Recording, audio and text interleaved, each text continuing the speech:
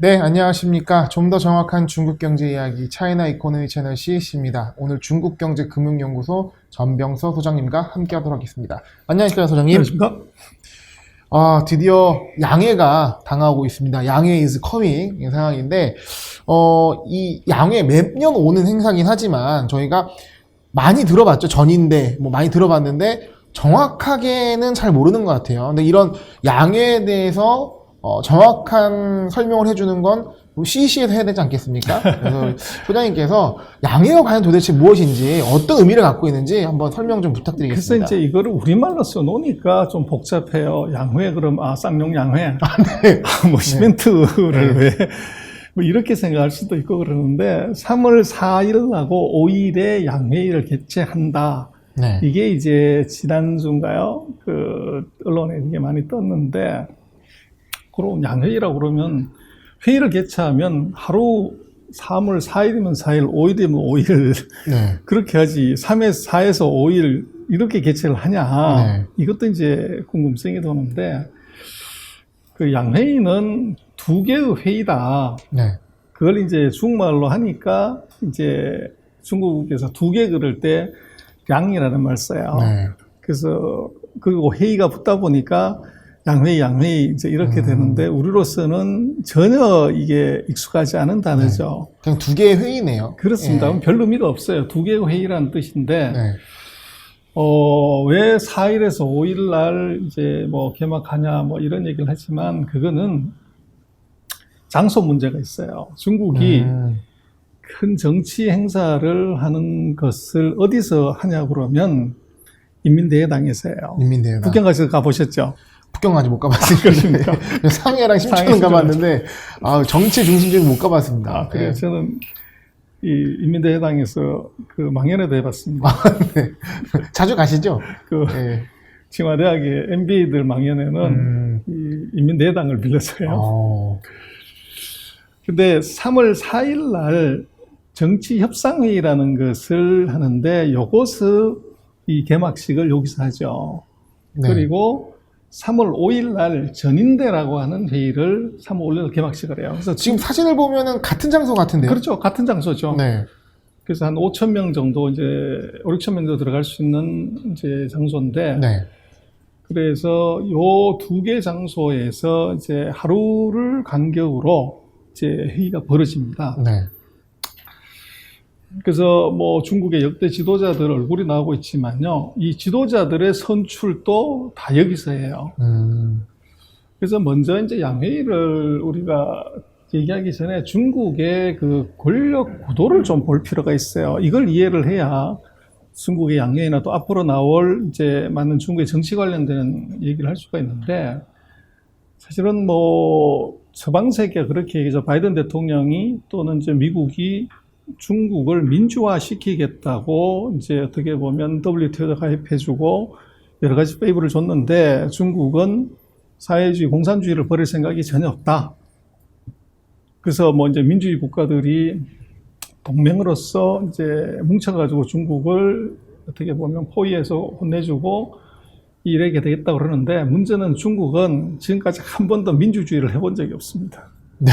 그래서 민주주의 자체가 이것이 중국한테는 이게 습관이 되어 있지도 않고 해본 적도 없고 그래서 이것을 지금 중국의 공산당의 통치는 다른 느낌으로 보면요.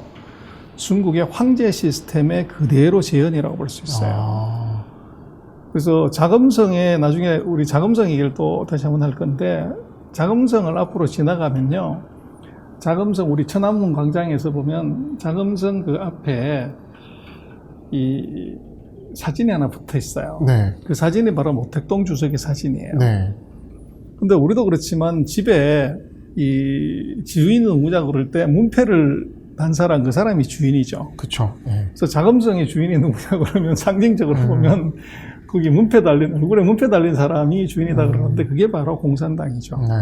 그래서 지금 이제 뭐 유교의 개념으로 보면 하늘이 있고 거기에 이제 하늘이 지명한 하늘의 아들 천자가 있죠. 군주가. 네. 그리고 그 밑에 이제 군사, 행정, 감찰이라는 행정 조직이 있는데 지금 중국 공산당 같은 경우가 바로 이 하늘과 같은 그런 이제 컨셉이에요. 그래서 중국의 모든 조직에는 공산당이 다 있습니다. 그러니까 당이고 타늘이다. 뭐 이런 그렇죠. 느낌이네요. 네. 그리고 거기에 이제 당의 규율이 있고 이게 컬처라는 거죠. 거기에 입법, 사법, 행정, 감찰 이런 구조로 되어 있다. 이제 이렇게 생각을 할 수가 있고.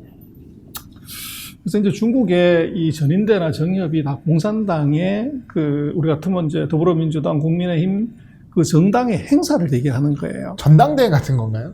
전당대회라고 하기는 좀 그렇고요. 네. 뭐 작은 전당대회, 네. 일상적으로 돌아오는 전당대회라고 볼 수가 있는데, 그래서 지금 이제 중국의 공산당이 몇 명이나 될 것 같습니까?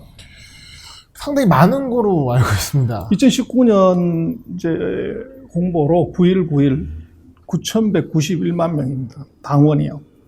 9,191명도 아니고 네. 만 명. 네. 그래서 우리나라 인구의 거의 2배 가까운 인구가 이제 당원인 나라고, 거의 이제 9천만이 넘는 이 당원 중에서 그 여성이 28%, 네. 그리고 소수민족이 7%, 그리고 이제 원래 공산당은 노동자와 농민의 당으로 출발을 한 거지만, 네. 지금 중국 같은 경우는 대학 나온 당원이 대학 이상의 학력을 가진 사람이 4,661만 명, 51%입니다. 이 가입 조건이 있나요? 엄격하죠. 엄청나게 엄격한 조건이 있습니다. 그래서 14세부터 28세까지 네.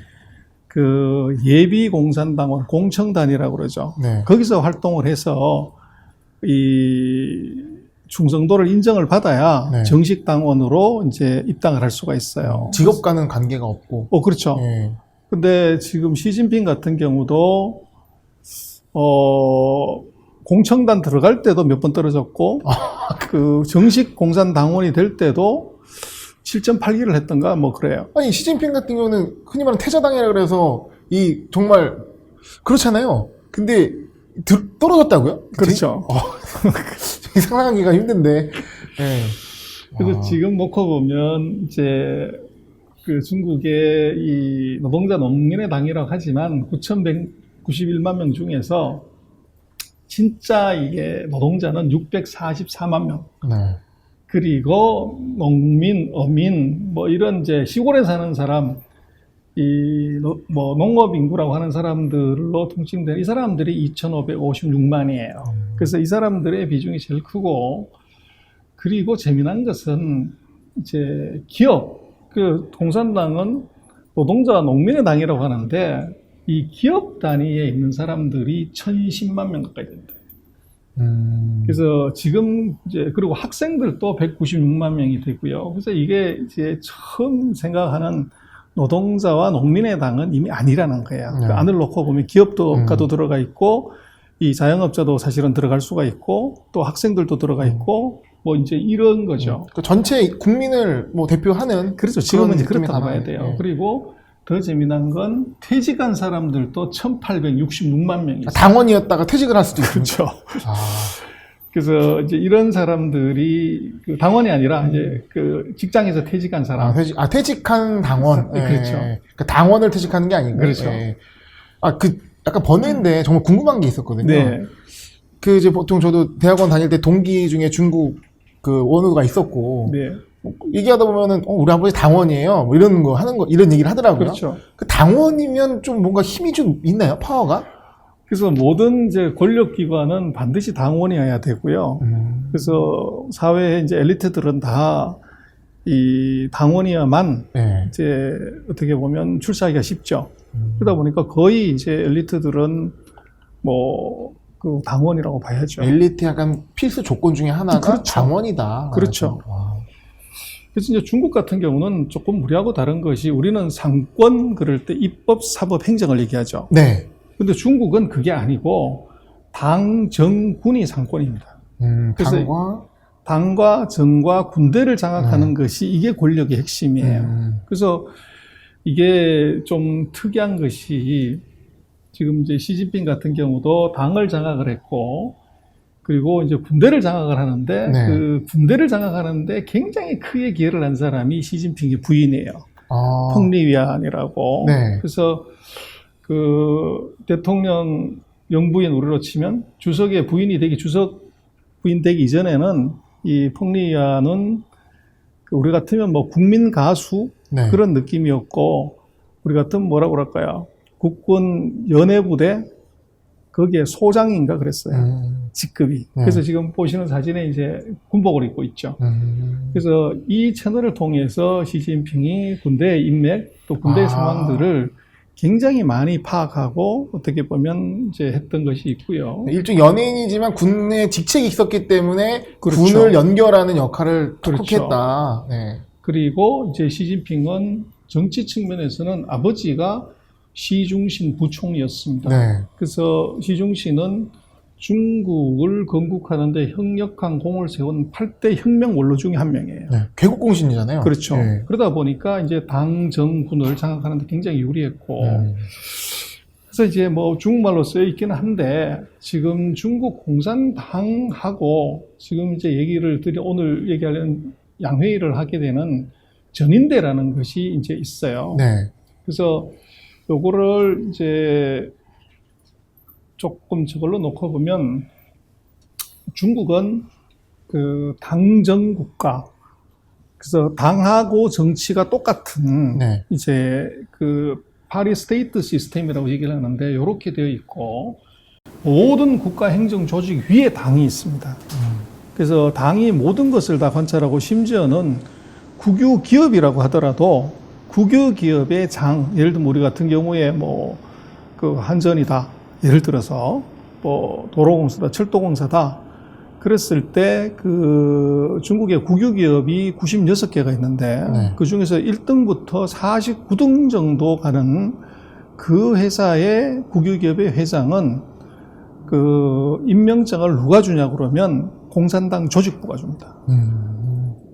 그래서 이게 예를 들면 우리 같은 기재부 산하 국유기업, 뭐 재무부 산하, 그 산자부 산하 국유기업 그러면 그것을 예를 들어서 우리 같은 경우에 민주당이 임명장을 준다, 이건 말이 안 되죠. 난리 나겠죠. 그렇죠. 근데 중국은 그게 아니고 이 국유기업의 회장, 근데 그 국유기업 한 개가 우리 포스코 그룹보다 더 큰 게 수두룩해요. 네. 그래서 거기에 회장을 당이 임명한다는 거예요. 행정부 위에 당이 있는 상황이죠. 그렇습니다. 그리고 국유기업의 한 49등 정도 하는 국유기업의 회장은 그 직급이 그 중앙정부의 차관급하고 같은 급이에요. 그리고 그 이후에 이제 50등부터 96등까지는 국장급 정도 수준. 네. 그 정도의 이제 고위직이고, 그래서 당이 기업까지도 다 컨트롤하는 시스템이라고 해야 되는데, 여기 이제 뭐가 있냐면, 그 나라를 대표하고 공산당을 대표하는 사람이 시진핑 주석이고, 그리고 이제 전국 그 인민들의 대표, 요 모임이 있는데, 요 모임을 요 모임의 상무위원이 바로 이제 전인대를 주도하는 이제 위원장이에요. 그게 리잔수라는 사람인데, 그리고 이제 그 리커창 총리가 국무원을 맡게 되고, 그리고 전국 정협이라 정치협상회의라는 게 있어요. 네. 거기에 왕양이라는 사람이 이제 있는데, 이론상으로는 이 네 개의 조직이 중국의 정치를 한다, 이렇게 볼 수 있어요. 네. 그래서 당 서열도 이제 여기에 따라서 정해지는데, 그래서 결국은 이제 중국을 놓고 보면 과거의 황제 시스템하고 같은 왕이 있고 제후가 있고 이제 대부 사 농민 이런 구조하고 공산당의 조직이 굉장히 유사하게 가요. 그래서 이제 이게 뭐냐 그러면 그 공산당이 있고 그 밑에 7명의 상무위원이 있어요. 네. 제후들이 있는 거죠. 그리고 그 밑에 이제 당 간부들이 있고 그 밑에 이제 인민들이 있는 요 구조로 지금 되어 있어요. 그러니까 확실한 피라미드 구조. 그렇죠. 인원이 딱딱딱 늘어나는. 그렇게 돼 있고요. 그래서 지금 이제 그 아까 말씀드린 9,191만 명의 그 많은 인구들이 당원이에요. 근데 이 사람들이 뭐 9천만 명이 모일 수 있는 데가 없죠. 그래서 전국에 있는 당원들이 모여서 전당대회는 5년에 한 번 해요. 네.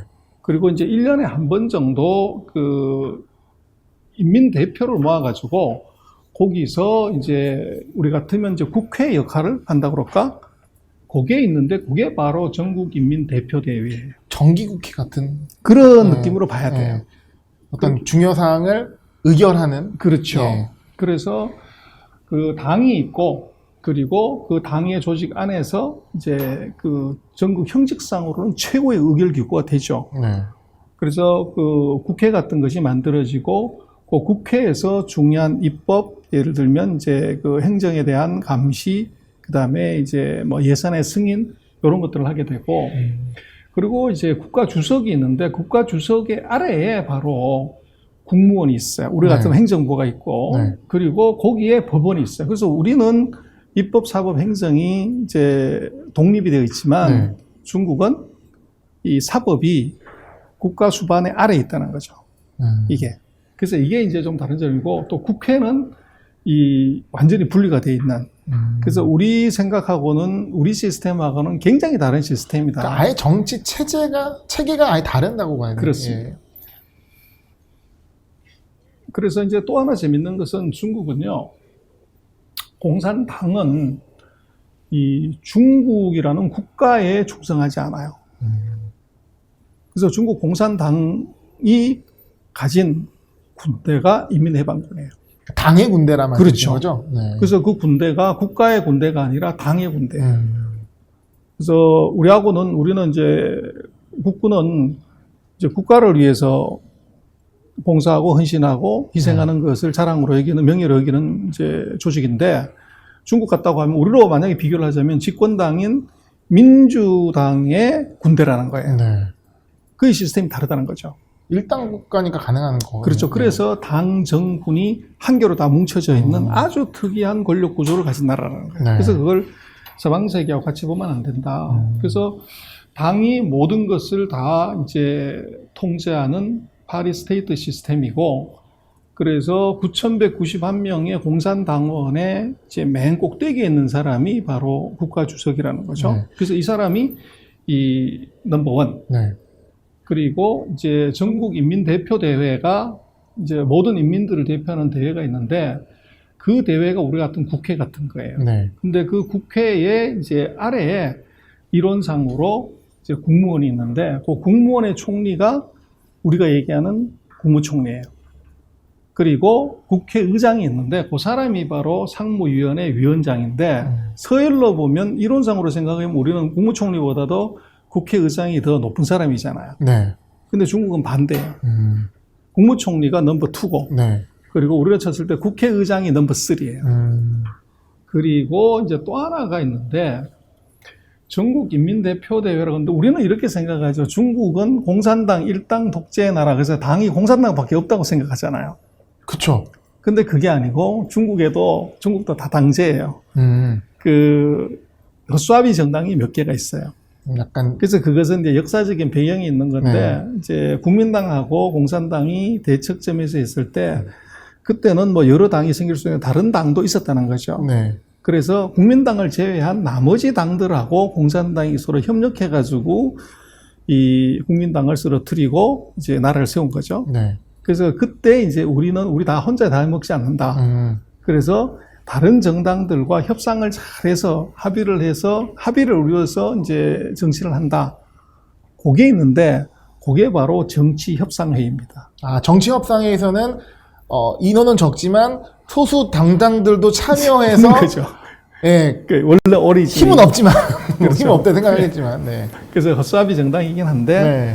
그런 이제 다른 정당들과 협상을 하는 기구. 네. 예를 들면 그러니까 명분이네요. 그렇죠. 그게 이제 정치협상회의예요. 네. 근데 정치협상회의에 거기에 위원장이 국가당서열 4위입니다. 그래서 9,191만 명의 공산당원 중에서 7명의 대표를 뽑는데, 그 7명이 1번부터 7번까지 내려오지만, 그래서 1번이 주석, 2번이 총리, 3번이 전인대 상무위원장, 4번이 정치협상회의의 위원장. 그렇게 돼 있다는. 그래서 그러니까 상무위원 7명인데 그 안에 서열이 다 있다는 얘기네요. 100% 1번부터 7번까지 확. 그래서 동급이 아니네요. 전혀 아닙니다. 이론상으로는 네. 7명의 이 상무위원이 공동의 의결권을 가진 걸로 되어 있지만, 모든 행사를 할 때 자세히 보시면요. 서열이냐? 이 7명이 들어오는데 항상 그 순서대로 들어와요. 예. 그게 당서일 1번부터 7번까지 들어오는데, 7번이 6번 앞에 오거나 5번 앞에 오는 경우가 없어요. 선 넘는 거죠, 그러면? 항상. 그래서 시진핑이 맨 먼저 들어오고, 네. 리커창이 다음에 들어오고, 리잔수가 세 번째, 왕양 이제 네 번째 요런 순서대로 항상 입장을 해요. 그게 이제 같은 상무원이지만 급이 다르다. 그렇게 볼 수가 있어요. 중요한 걸 배운 것 같습니다. 그래서 이제 중국의 국가 지도자는 우리가 생각할 때는 이게 공산당의 석이 그러면 최고 지도자겠다 이렇게 생각하는데 재미난 것은 꼭히 그렇지도 않다는 거예요. 그래서 장쩌민, 후진타오, 시진핑 때는 이게 당석이 또 이제 그 국가 주석 또 군대 주석 요 사람이 1인자가 맞아요. 근데 등소평 때는 등소평은 국가 주석을 했거나 이 공산당 서기를 안 하고도 통치를 했었어요. 어떻게 가능했을까요? 그래서 실질적인 권력자, 막후 권력자인 거죠. 그래서 앞에 직함은 없었지만 그렇죠. 실제 권력자라는 걸 누구나 아는. 그렇죠. 그런 그래서 상황이구나. 화국봉이나 후야오방 조자양이 총석이나 뭐 이런 거를 했고 이 등소평은 뒤에서 빠져가지고 이제 뒤에서 이 컨트롤을 다 한 거죠. 그러나 지금은 이제 그 1990년 장쩌민 이후는 당 정군을 다 완벽하게 장악한 사람이 진정한 국가 최고 권력자다. 그렇게 볼 수 있어요. 그래서 3월 4일, 5일부터 이제 양회의를 하는데, 그럼 양회의에서는 도대체 뭔 역할을 하고 무슨 얘기를 하냐 하는 건데, 이론상으로 아까 말씀하신 것처럼 이제 전인대는 이제 입법기관이다. 우리 국회의 기능이다. 그래서 국회의 기능은 입법을 하는 기능이 하나 있고, 또 하나는 행정부를 견제하고 이제 감시하는 기능이 있죠. 그래서 똑같이 이제 중국도 이 모든 법안은 전인대를 통과해야만이 법률로서 이제 효력을 갖고 두 번째는 이 국가 주석의 이제 선출 이걸 여기서 해요. 그래서 국민들이 투표하는 게 아니고 그래서 그게 있고 그 다음에 국가 예산을 그걸 이제 우리도 국민들한테 승인을 못 받으니까 국회에서 예산을 통과시키죠. 그래서 전인대에서 국회 예산을 통과시켜요. 그 중요한 예산이 이게 통과되고 그 예산이 어디에 가냐에 따라 수혜주가 나오겠네요. 그렇죠. 그래서 양회의가 중요해요. 그래서 뭐 대략 한 전인대는 한 3,000명 정도. 그리고 이제 정협은 정치협상회의라고 하는 것은 아까 이제 지적하신 대로 의결권은 없어요. 그냥 이제 그 정책 건의를 하게 되면 그 정책 건의를 국무원이 받아들여서 정책으로서 시행하는 거. 이제 그런 정도 기능이고, 그래서 상징적인 의미. 그래서 뭐 이게 그러나 중국에서 이제 정협위원이라고 하는 것은 상당한 권력을 갖고는 있어요. 그러나 실제적인 이제 정책의 실행에 있어서는 그것이 실효성은 굉장히 떨어져요. 그래서 예를 들면 중국이 리커창 총리가 인터넷 플러스라는 이제 정책을 시작을 했었어요. 근데 그 인터넷 플러스라는 그 정책이 시작이 마화텅이 제안을 하고 그것이 정협에서 논의가 되고 토론된 것을 그걸 국무원이 받아들인 거예요. 예를 들면. 이제 그런 쪽이고. 그러니까 정협에서 이게 좀 유기적으로 이게 수천 명이 되는 상황인데. 한 2,000명 정도 되죠. 토론이 이루어지나요? 토론이 이루어지는 거 아니고 이제 짜여진 각본대로 가는 거죠. 사전에 이미 이제 주제가 정해지고 거기에서 이제 조를 나눠서 토론을 하기는 하죠. 이런 발표가 있을 것이고 그렇죠. 그래서 좀 이제 어제 대외적으로 보여지는 거기 때문에 토론 형식을 갖춰서 회의를 하는 것이고 그렇기 때문에 그런 회의가 있고 나서 전인대가 있는 거군요. 이제 동시에 같이 이루어집니다. 같이 이루어집니까? 예. 그래서 하루 정도 시차를 두고서 이제 먼저 정협이 그 계획을 해서 시작을 하고 그 다음 날 이제 전인대가 같이 이루어지는 거죠. 겹치는 부분이 그렇죠. 다 겹치죠. 아. 그러나 정력 같은 경우는 토킹 온리 그것이 정책으로 바로 연결된다고는 얘기 못 한다는 거죠. 그래서 이제 양회의에서 그 핵심은 바로 전인대라고 봐야 되고 전인대에서 가장 하이라이트는 두 가지. 하나는 총리가 업무 계획을 발표를 해요. 그래서 리커창 총리가 직접 나와서 거의 한 1시간에 걸쳐서 2021년에 중국이 어디로 가고 뭘 할 것인가를 이제 그 읽어요. 그래서 그게 제일 중요하고 그 다음번에 이제 그 양회의 마지막 날 뭐 나중에 우리가 다시 모니터링 해드리겠습니다만 리커창 총리가 전 세계 기자들하고 큰 회의실에서 1대1로 이게 그 Q&A를 해요. 근데 그때 보면 이제 리커창이 천재라는 게 최근 제가 8년 동안 매년 이제 그걸 지켜보면 보통의 경우는 뭐 엄청난 데이터들이 왔다 갔다 해야 되기 때문에 대부분 자료를 이렇게 들고 와서 보고서 뭘 얘기를 해요. 근데 리커창은 지금까지 단 한 번도 자료집을 들고 온 적이 없어요. 뒤에 이제 배석하는 사람들은 자료를 이만큼 쌓오지만 이 앉아가지고 아무것도 없는 상태에서 물론 이제 뭐 상당히 짜여진 각본대로 그 질문을 하고 답을 하는 거겠지만 문제는 그 답을 하는 과정에서 수많은 숫자 네. 데이터가 나와요. 근데 그거를 단 한 번도 막히거나 뭐를 본 적 없어요. 그걸 그대로 술술술 다 얘기를 하는데 나중에 그 보도된 내용을 보면 팩트하고 틀린 게 단 하나도 없어요. 그게 천재라는 거예요. 아주 뛰어난 인재죠, 사실은. 후에 밝다고 들었습니다. 그렇죠. 예. 엄청난 그 많은 숫자들을 정말로 단 한 개 숫자 틀리지 않고 그대로 그것도 뭐 직문직답을 해요. 네. 그래서 그게 이제 다른 점인데 어쨌거나 하여간에 그 양회의에서 하이라이트는 전인대 총리 업무 보고 플러스 이제 마지막 날 하는 리커창 총리의 기자회견. 네. 그 두 개다. 근데 금년 같은 경우는 뭐 어떻게 될지 모르겠는데 코로나 때문에 네. 온라인으로 할 가능성이 있어 보여요. 그래서 작년 같은 경우는 이제 양회의가 코로나 때문에 이 구정 때 터졌으니까 5월 21일인가 이제 예정보다 석 달을 늦춰가지고 이제 개최를 했었죠. 그럼 최초죠? 거의 그렇죠. 올해 처음이죠. 한 번은. 그게. 네. 그럼 뭐 방법이 없었으니까. 그래서 지난번 2020년에는 5월 21일 날 이제 그 양회의를 시작을 했고 그리고 23, 24일 말씀하신 것처럼 조별로 토론을 했고 네. 그리고 이제 25일에 그 이제 뭐 심사한 거 그 심의를 끝냈고 그리고 27일 날 이제 짧게 했어요. 그거는 일주일 정도 하고 다 끝을 내는. 그리고 이제 총리가 28일 날 그 기자회견을 했고요. 네.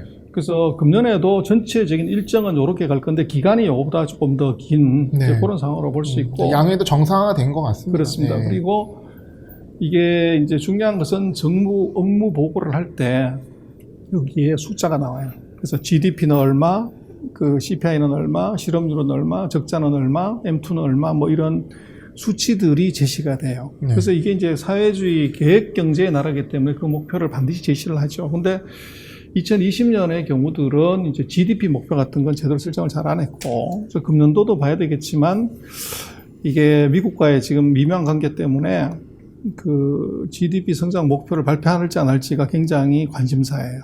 그래서 중요한 건 어쨌거나 GDP 숫자를 발표하지 않더라도 여러 가지를 추론을 해보면 정부가 생각하는 GDP가 몇 %라는 것을 그걸 알 수가 있어요. 네. 있고 이제 거기에 따라서 그 시장도 많이 이제 그 움직이게 되죠. 그리고 그 정부 발표문에 보면 이제 그게 키워드가 나옵니다. 그래서 보통 한 10개에서부터 10대 개 키워드가 나오는데 그 작년 같은 경우를 보면 방역, 경기 부양, 안정, 개선, 산업 고도화, 혁신, 환경보호, 내수 활성화 뭐 요런 것들이 나오는데 작년 같은 경우는 바로 이제 경기 부양을 위해서 전통 SOC 말고 신 SOC라는 것을 얘기를 해요.